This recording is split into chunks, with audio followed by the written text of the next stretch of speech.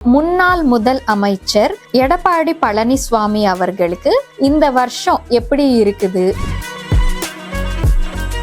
பழனிசாமி அவர்களுக்கு பாத்தீங்கன்னா அவரோட லக்னம் வந்து ரிஷப லக்னம், ராசி கன்னி ராசி. பதவி ஏற்றம் என்றது கிடைப்பதுக்கான வாய்ப்புண்டு. இந்த குரு பகவான் வந்து 11ஆம் வீட்டுக்கு வந்து உச்சகட்டமா இருக்க போறாரு. பழனிசாமி அவர்களுக்கு ஆசைப்பட்டது கிடைக்கக்கூடிய டைம் பீரியட்னு சொல்லும். அப்படியே மனதுக்குள்ள நினைச்ச விஷயங்கள் வந்து அப்படியே தானாவே நடக்கும்.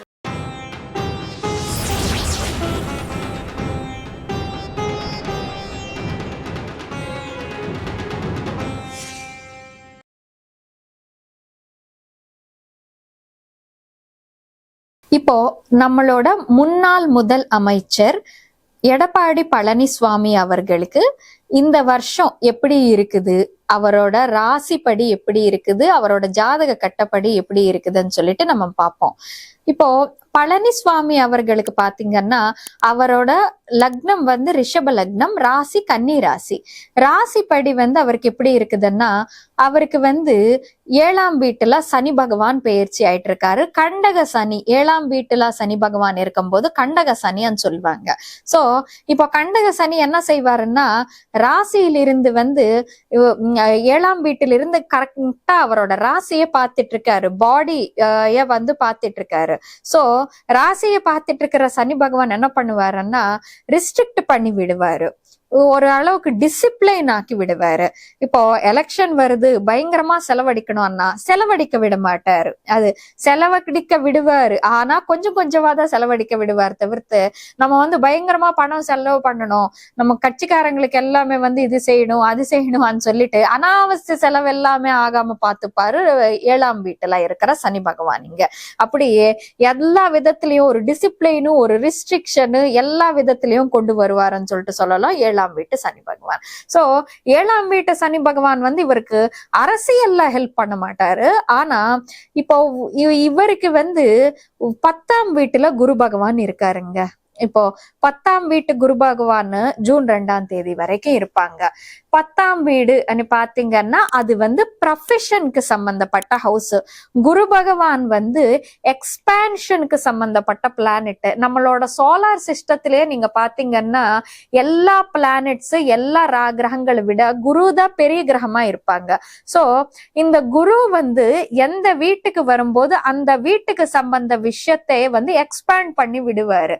இப்போ தொழில் வீட்டுக்கு வந்து தொழில் வீட்டுல வந்து அவருக்கு குரு பெயர்ச்சி ஆயிட்டு இருக்காரு. பழனிசாமி அவர்களுக்கு தொழிலா எக்ஸ்பேண்ட் பண்ணி விடுவாரு. அப்படின்னா பதவி ஏற்றங்கள் கிடைக்கும்.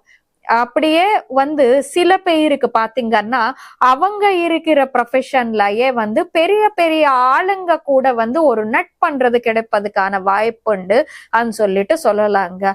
சோ இந்த டைம் பீரியட்ல வந்து பழனிசாமி அவர்களுக்கு வந்து பதவி ஏற்றம் என்றது கிடைப்பதுக்கான வாய்ப்புண்டு.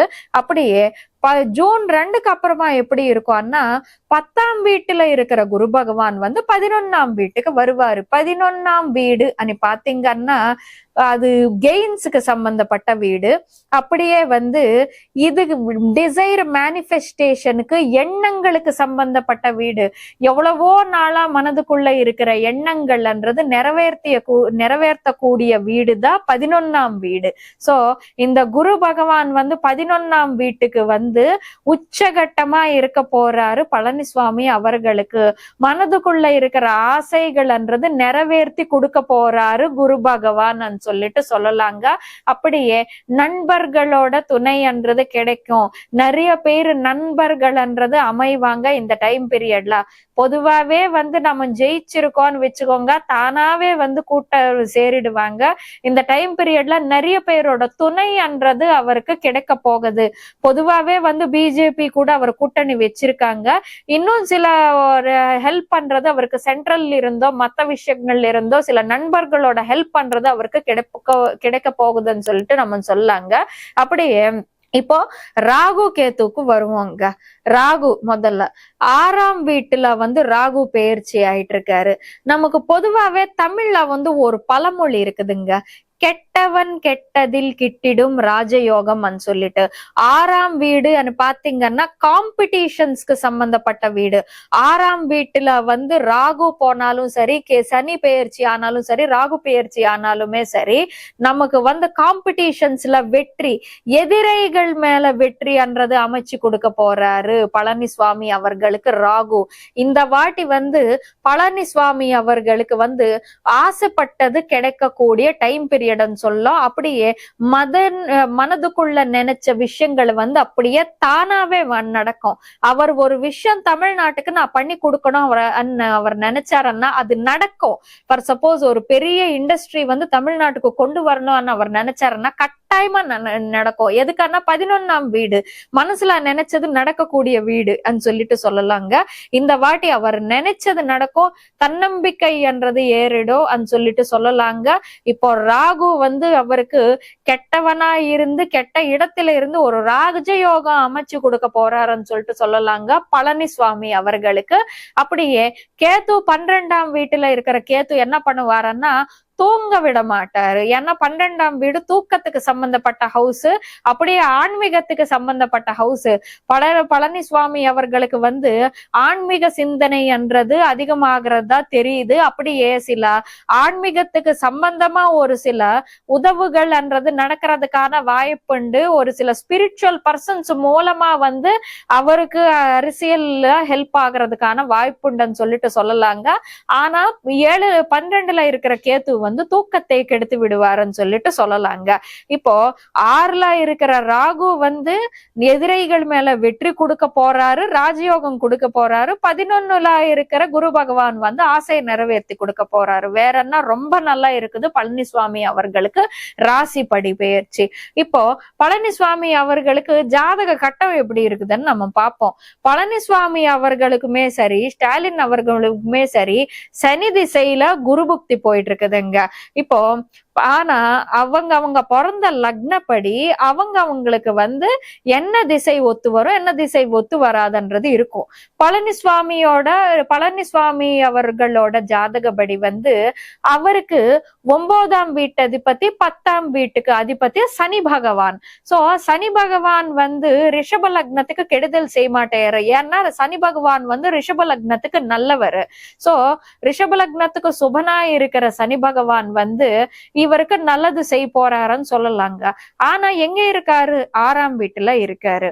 இப்போ 6ஆம் வீட்டுல இருக்கக்கூடிய குரு, 6ஆம் வீட்டுல இருக்கக்கூடிய பிளானட்ன்றது கெடுதல் தான் செய்யும்னு நான் சொன்னேன். ஏன்னா 6ஆம் வீடு பிரச்சனைக்கு சம்பந்தப்பட்ட வீடு.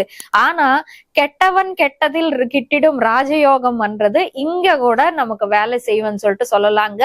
சனி வந்து லக்னப்படி அவருக்கு சுபனா இருந்தாலும் சரி, சனி பகவான் வந்து பிளானட்ஸ்ல மாரகா பிளானட்.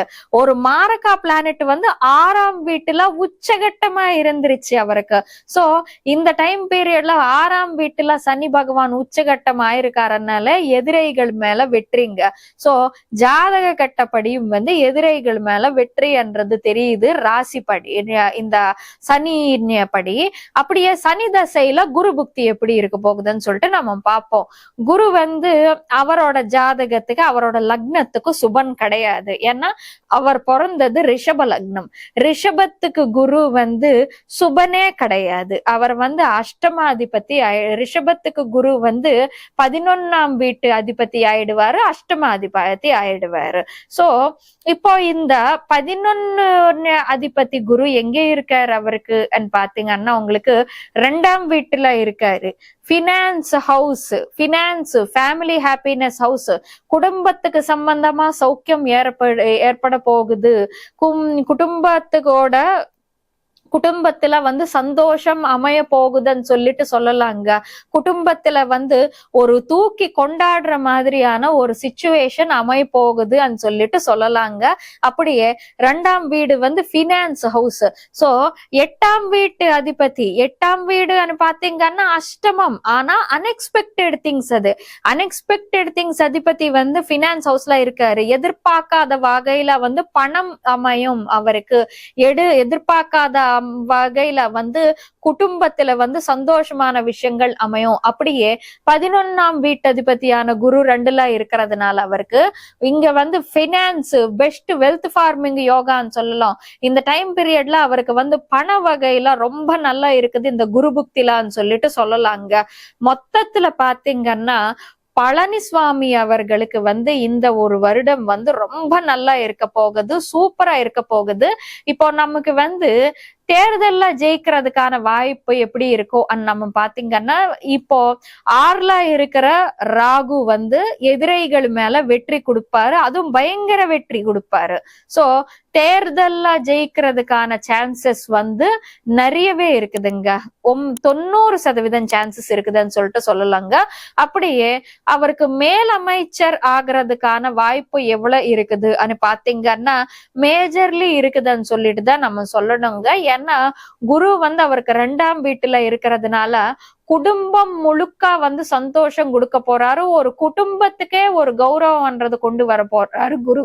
சோ மேலமைச்சர் ஆகிறதுக்கு சான்சஸ் நல்லா இருக்குது. பட் என்னன்னா எப்போ கட்சியில இருக்கிற மத்த எம்எல்ஏஸ் மத்த எம்பிஸ் அவங்களோட ஜாதகம் கூட நமக்கு பொருந்துன்னு சொல்லிட்டு சொல்லலாம். அவங்களோட ஜாதகமும் நல்லமா இருந்தாதான் நமக்கு இந்த மேலமைச்சர் ஆகிறது, ஒரு கட்சி ஆட்சிக்கு வர்றது, இந்த விஷயங்கள் இருக்கும்னு சொல்லிட்டு சொல்லலாங்க.